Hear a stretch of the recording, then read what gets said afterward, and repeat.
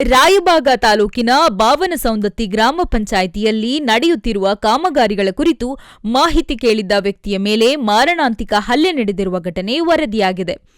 ಬಾವನಸೌಂದತ್ತಿ ಗ್ರಾಮದ ನಿವಾಸಿ ರಮೇಶ್ ಬನ್ನೆ ಅವರು ಗ್ರಾಮ ಪಂಚಾಯಿತಿಯ ಕಾಮಗಾರಿಗಳಲ್ಲಿನ ಭ್ರಷ್ಟಾಚಾರ ಕುರಿತು ಮಾಹಿತಿ ಕೇಳಿದ್ದಕ್ಕಾಗಿ ಈ ದಾಳಿ ನಡೆದಿರುವುದಾಗಿ ಆರೋಪಿಸಲಾಗಿದೆ. ನಿನ್ನೆ ಬೆಳಗ್ಗೆ ಸುಮಾರು 11 ಗಂಟೆ ಸುಮಾರಿಗೆ ಚಿಕ್ಕೋಡಿ ತಾಲೂಕಿನ ಅಂಕಲಿ ಗ್ರಾಮದ ಪೊಲೀಸ್ ಠಾಣೆ ಎದುರುಗಡೆಯಲ್ಲಿರುವ ತನ್ನ ಗ್ಯಾರೇಜಿನಲ್ಲಿ ಕೆಲಸ ಮಾಡುತ್ತಿದ್ದ ವೇಳೆ ಬಾವನಸೌಂದತ್ತಿ ಗ್ರಾಮ ಪಂಚಾಯಿತಿಯ ಪಿಡಿಒ ಸಂಗಪ್ಪ ಸಿದರಾಯ ನ್ಯಾಮಗೌಡ ಹಾಗೂ ಗ್ರಾಮ ಪಂಚಾಯತ ಸದಸ್ಯರಾದ ರಾಮಚಂದ್ರ ಕಲ್ಲಪ್ಪ ಕಾಟೆ, ಧೂಳಗೊಂಡ ಪಾಟೀಲ, ಅನಿಲ ಬೆಳಗಲಿ, ಬಿಲ್ ಕಲೆಕ್ಟರ್, ರಾಜು ಕೂಗೆ, ಚೇತನ ಕಾಟೆ ಮತ್ತು ಶಾಂತಿನಾಥ ಈರೇಗೌಡ ಪಾಟೀಲ ಇವರುಗಳು ಗುಂಪಾಗಿ ಸ್ಥಳಕ್ಕೆ ಆಗಮಿಸಿದ್ದಾರೆ ಎನ್ನಲಾಗಿದೆ. ಗ್ರಾಮಕ್ಕೆ ಹೋಗಿ ಚರ್ಚೆ ಮಾಡೋಣ ಎಂದು ಹೇಳಿ ರಮೇಶ್ ಅವರನ್ನು ಬಲವಂತವಾಗಿ ಬಾವನಸೌಂದತ್ತಿ ಗ್ರಾಮಕ್ಕೆ ಕರೆದುಕೊಂಡು ಹೋಗಲಾಗಿದೆ. ಪಂಚಾಯಿತಿಯಲ್ಲಿ ಅವಾಚ್ಯ ಶಬ್ದಗಳಿಂದ ನಿಂದಿಸಿ ಗುಂಪಾಗಿ ಹೊಡೆದು ಬಡೆದು ಮಾರಣಾಂತಿಕವಾಗಿ ಹಲ್ಲೆ ನಡೆಸಲಾಗಿದೆ. ಹಲ್ಲೆ ವೇಳೆ ಎದೆಯ ಭಾಗಕ್ಕೆ ಕಾಲಿನಿಂದ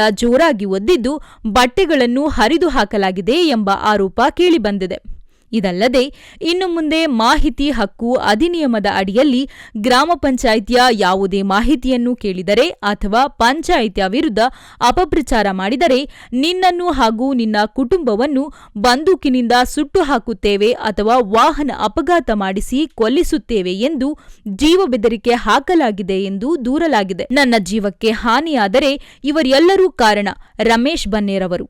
ಈ ಪ್ರಕರಣಕ್ಕೆ ಸಂಬಂಧಿಸಿದಂತೆ ರಾಯಬಾಗ ಪೊಲೀಸ್ ಠಾಣೆಯಲ್ಲಿ ದೂರು ದಾಖಲಿಸಿದ್ದಾರೆ. ಪ್ರಕರಣ ದಾಖಲಿಸಿಕೊಂಡಿದ್ದು ಪೊಲೀಸ್ ಅಧಿಕಾರಿಗಳು ತನಿಖೆ ಮುಂದುವರೆದಿದೆ.